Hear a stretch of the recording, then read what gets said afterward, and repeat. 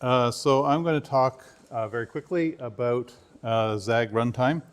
So I talked yesterday about Zag Smalltalk, which was originally called AST Smalltalk, because the idea was that I was not going to keep any source code. I was going to do everything as ASTs. So, but once you have everything as ASTs, you can do some interesting things. So this is a Smalltalk that I'm in the process of building. So it's completely new from scratch. It's non-reflective. In other words, it doesn't use Smalltalk to generate the VM, which, yeah, I can appreciate that it would be nice if it did, but that's too hard for me to do by myself. But the idea is that it's no legacy. So it's 64-bit from the beginning and multi-core. And the implementation is a language called Zig. So Zag was an obvious name to call the runtime. Zig is a really interesting C replacement. If you are interested in writing some low-level code for something, I encourage you to take a look at Zig. It's a really interesting low-level language.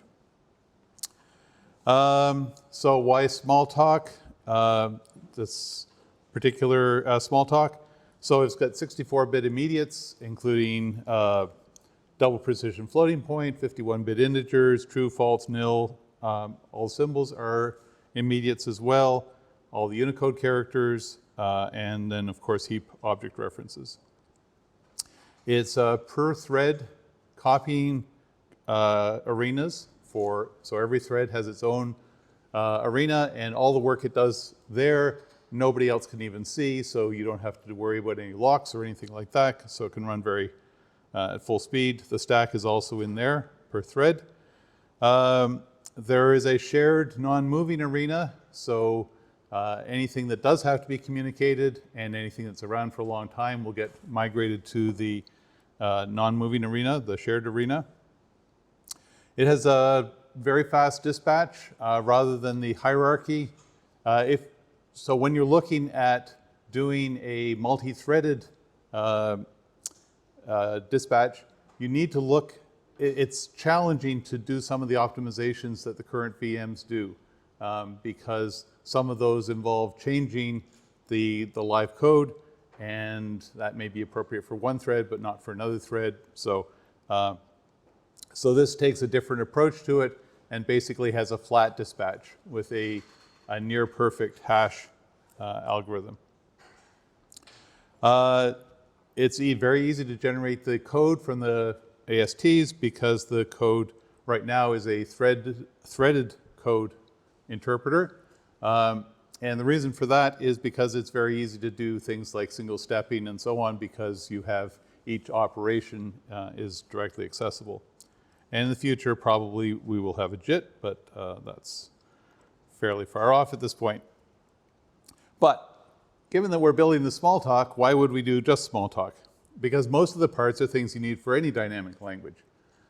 So Ruby and Python are very easy. They have naming differences, but apart from that, they were essentially the Smalltalk model. It would be interesting to have a dynamically typed Java. For people that are familiar with Java, they could use Java, write their methods in Java, and then maybe when they debug it and they're willing to expand their minds a bit, they could use Smalltalk. Array languages, APL. I have a grad student who's very interested in array languages, so I'd like to support that. Or support with experiment with new dynamic languages. So all you really need is a parser that produces an AST, and then you'd be able to do that. And why would we do this? Well, because you could, because everything is stored in an AST, you could have the debugger pop up in Python if that was more familiar to you, or pop up in Smalltalk or Java. It's a high-performance dynamic language implementation, so that's a reason for bringing in those other languages. And it's unclear how seamless this could be, but if you were careful, I think you could make it fairly seamless. So you could actually debug somebody else's code that they wrote in Python in Smalltalk without. There's some challenges in terms of what the method names might be, selectors might be. So thank you. This is a work in progress. If you're interested in following it, just search Zag Smalltalk on GitHub and you'll find it. And if you want to hear more, I talk is the first talk at IWST tomorrow morning. And or if you want to send me an email, there you go.